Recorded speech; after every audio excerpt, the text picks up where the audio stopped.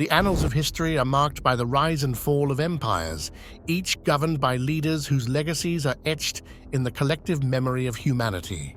Among these rulers, a select few stand out for their notoriety in wielding power with an unprecedented level of violence and cruelty. These emperors from various epochs and regions left an indelible mark on history through their brutal conquests, ruthless suppression of dissent, and egregious human rights abuses. In this exploration, we delve into the lives and actions of the top 10 most violent emperors of all time, unraveling the complex tapestry of their reigns and the enduring impact of their violent legacies on the societies they governed. Kicking off our top 10 countdown at number 10 is King Leopold II of Belgium. King Leopold, seemingly a constitutional monarch, left an enduring stain on history through his notorious exploitation of the Congo Free State during the late 19th and early 20th centuries. Under the guise of philanthropy and colonial enterprise, Leopold's regime orchestrated a brutal system of forced labor that subjected the indigenous populations to unimaginable horrors. The extraction of rubber and ivory became a pretext for the implementation of policies that involved mass killings, mutilations, and the infliction of unspeakable suffering on the Congolese people. Leopold's ruthless pursuit of personal gain came at a devastating human cost, as reports of the atrocities committed under his rule began to surface, sparking international outrage and condemnation. Leopold's actions in the Congo laid bare the darker side of European colonialism, exposing the stark human toll of unchecked exploitation in the relentless pursuit of economic gain. The exploitation of the Congo Free State became a chilling example of the lengths to which colonial powers could go in their quest for resources, with little regard for the welfare and humanity of the local populations. Leopold's legacy, tainted by the brutality inflicted upon the Congolese people, serves as a poignant reminder of the ethical pitfalls and human suffering that accompanied the imperial ambitions of the late 19th century. At number 9 is Japan's 124th Emperor, Hirohito. Hirohito's rule during World War II stands as a period marked by extreme militarization and widespread violence. As the symbolic head of the Japanese Empire, Hirohito played a crucial role in endorsing and approving aggressive military campaigns that led to unimaginable suffering. The Imperial Japanese Army, under his indirect command, committed egregious atrocities, such as the Nanking Massacre in 1937, where thousands of Chinese civilians and disarmed soldiers were brutally raped and murdered. Hirohito's tacit approval of these actions contributed to the expansionist ambitions of Japan and a culture of extreme militarism, which fueled further violence in the Pacific theater. Hirohito's reign also saw the devastating impact of Japan's involvement in World War II, with cities subjected to relentless bombing campaigns and the eventual use of atomic weapons on Hiroshima and Nagasaki. The emperor's reluctance to surrender, even in the face of overwhelming defeat, prolonged the suffering of the Japanese people. While Hirohito's post-war transformation into a symbolic monarch and the role he played in Japan's post-war reconstruction has tempered his historical image, his earlier rule remains synonymous with a period of intense violence, aggression, and widespread human suffering. At number 8 is Nero, the final ruler of the Julio-Claudian dynasty, who presided over a tumultuous period characterized by political machinations and personal excesses. His reign is indelibly linked to the Great Fire of Rome in 64 AD, a cataclysmic event that reshaped the city's landscape. While historical accounts regarding Nero's direct role in the fire remain contentious, his response to the disaster spoke volumes about his leadership.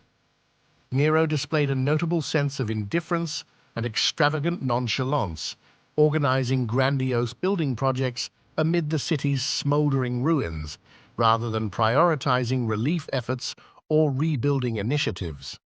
Notorious for his persecution of Christians, Nero exploited the post-fire atmosphere of chaos to scapegoat this religious minority, blaming them for the catastrophe. This unfounded accusation led to brutal executions and heightened social tensions within the empire. Nero's lavish lifestyle, epitomized by the construction of the opulent Domus Aurea Golden Hauso, further strained the Roman economy. The financial burden of Nero's extravagant pursuits contributed to growing discontent among the populace, exacerbating the already fragile political and economic landscape of the time. Nero's rule, marked by a combination of callous indifference, extravagant indulgence, and oppressive measures, casts a long shadow over the closing chapter of the Julio-Claudian era in Roman history. Our number 7 was the first ruler of the Timurid dynasty. Timur, commonly known as Tamerlane, emerged as a formidable figure whose influence reverberated across the pages of history. Tamerlane's military campaigns left an indelible mark characterized by both ferocity and calculated terror. His conquests were marked by deliberate and systematic brutality, as he orchestrated massacres of civilians and ordered the ruthless destruction of cities that dared to resist his advance.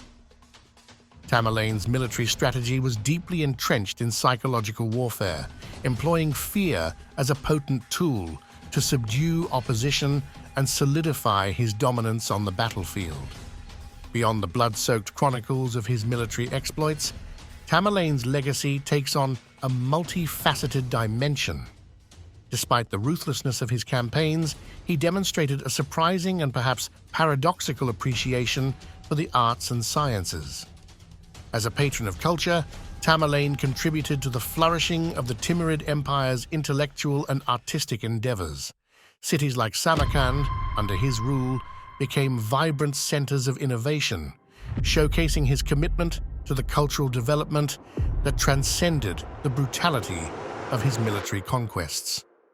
Tamerlane's reign, spanning from Persia to India, reveals a complex figure whose legacy encompasses both the dark shadows of conquest and the intellectual enlightenment fostered under his patronage. Let's move on to number 6, an overlord whose name precedes his terrible tactics of rule. Ivan IV, widely known as Ivan the Terrible, stands as a complex and influential figure in Russian history, leaving an indelible mark that embodies both visionary reforms and instances of extreme cruelty. His reign was marked by the establishment of the oprichnina, a unique and controversial system that created a parallel state within Russia.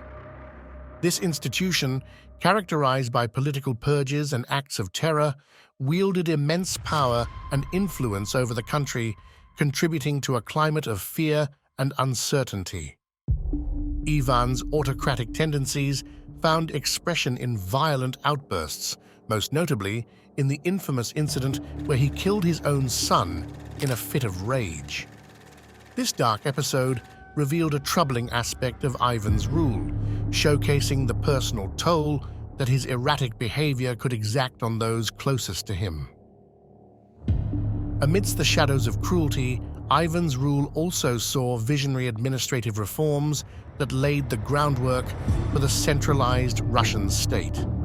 Despite the violent excesses, Ivan sought to modernize and strengthen the Russian government, implementing bureaucratic reforms that aimed to enhance efficiency and consolidate power. His efforts in codifying laws and establishing a more structured administrative apparatus contributed to the long-term stability of the Russian state. Ivan the Terrible's legacy is one of stark contrasts, a ruler whose reign bore witness to both the darkest depths of autocracy and the foundations of a centralized state that would endure and evolve in the centuries to come. At number 5, meet Pol Pot, the infamous leader of the Khmer Rouge in Cambodia, who stood as a central figure in one of the most tragic and devastating chapters of modern history. From 1975 to 1979, his radical vision sought to reshape Cambodia into an agrarian communist society, leaving in its wake an estimated 1.7 million people dead. Pol Pot's regime, marked by a relentless pursuit of ideological purity, systematically targeted intellectuals, professionals, and perceived enemies of the state. Millions were forcefully relocated to labor camps where they endured harsh conditions, torture, and execution as part of a ruthless campaign to eliminate any perceived threats to the Khmer Rouge's vision of a radical utopia. The brutality inflicted by the Khmer Rouge under Pol Pot's leadership left an indelible scar on Cambodia, reverberating through generations and shaping the nation's collective memory. The staggering loss of life, coupled with the enduring trauma suffered by survivors, underscores the unparalleled human suffering inflicted by this genocidal regime. Pol Pot's legacy is one of profound sorrow and serves as a stark reminder of the capacity for extreme ideologies to wreak havoc on the lives of countless individuals and destabilize entire nations. Now, let's introduce number 4, a leader so vile that they nicknamed him the Scourge of God. Attila, the infamous leader of the Huns, stands as a symbol of terror and relentless aggression in the records of history. His impact on history extends beyond his military prowess, delving into the realms of diplomacy and the shaping of European geopolitics. His ability to extract tribute from both the Eastern and Western Roman empires showcased a strategic understanding of the political landscape. The Huns' siege tactics and plundering of settlements contributed to the widespread perception of Attila as the Scourge of God, leaving an enduring legacy of terror across the lands he traversed. Attila's negotiations with the Roman authorities, marked by the infamous Treaty of Margus in 435 AD, highlight his capacity to leverage the fear he instilled to secure advantageous terms. This diplomatic finesse allowed him to extract vast amounts of gold and goods, enhancing the wealth and influence of the Hunnic Empire. Attila's interactions with the Romans reveal a more nuanced aspect of his leadership, where his military might was complemented by diplomatic cunning. Attila's death in 453 AD marked the end of an era, and the dissolution of the Hunnic Empire followed swiftly. The sudden collapse of the empire after Attila's demise underscores the charismatic and central role he played in holding together the diverse Hunnic confederation. The power vacuum that ensued led to internal strife and external pressures, ultimately dispersing the Huns and diminishing their impact on the European stage. Attila's death left a void that reshaped the dynamics of power in the region, showcasing the intricate interplay between individual leadership and the stability of vast nomadic empires. At number 3, we have one of the most famous names of all time, Dracula. Vlad III, Prince of Wallachia, etched his name into the archives of history through the brutal and gruesome methods he employed in resisting the Ottoman Empire. Earning the infamous epithet of Vlad the Impaler, he became notorious for his macabre tactic of impaling enemies on long, sharp stakes, an excruciating form of execution intended to instill terror and deter potential invaders. Vlad's unwavering resistance against the Ottoman forces, characterized by extreme cruelty, served as a symbol of defiance in the face of a formidable adversary, leaving an enduring mark on the historical narrative of Eastern Europe. While Vlad the Impaler's tactics were undeniably effective in repelling the Ottoman forces and protecting his principality, they also left a lasting and grisly impression on the pages of history. The horror of his methods, combined with the psychological impact on those who witnessed or heard of his ruthlessness, contributed to the development of the Dracula legend. Vlad's notoriety transcends the boundaries of time, and his brutal resistance against the Ottomans has become a dark and enduring chapter in the complex tapestry of Eastern European history.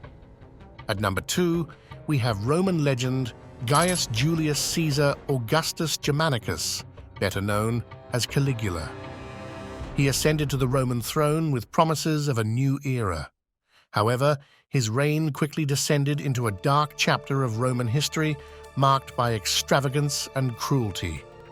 Caligula's penchant for profligate spending on extravagant projects strained the Roman treasury to the brink, resulting in heightened taxation and economic turmoil that burdened the Roman populace. Caligula's erratic behavior, however, extended beyond financial mismanagement, delving into the realms of cruelty and tyranny. His macabre fascination with inflicting suffering led to the execution of political rivals and even members of his own family, contributing to an atmosphere of fear and distrust within the imperial court. The infamous anecdote of attempting to appoint his horse as a consul stands as a grotesque symbol of Caligula's descent into madness, underscoring the extreme lengths to which he allowed his whims to govern the affairs of the Roman Empire. Caligula's legacy remains one of infamy, a stark reminder of the potential consequences when absolute power falls into the hands of a capricious and tyrannical ruler. Coming in at number 1 and claiming the top spot of most violent emperors in human history is none other than Genghis Khan. Asia, Europe, and the Middle East. At the heart of Genghis Khan's military success was his innovative approach to warfare, characterized by a combination of tactical brilliance and psychological warfare. Before engaging in battle, he skillfully employed psychological tactics to instill fear in the hearts of his adversaries, knowing that victory could often be achieved before the clash of swords. Among these rulers, a select few stand out for their notoriety in wielding power with an unprecedented level of violence and cruelty. These emperors from various epochs and regions left an indelible mark on history through their brutal conquests,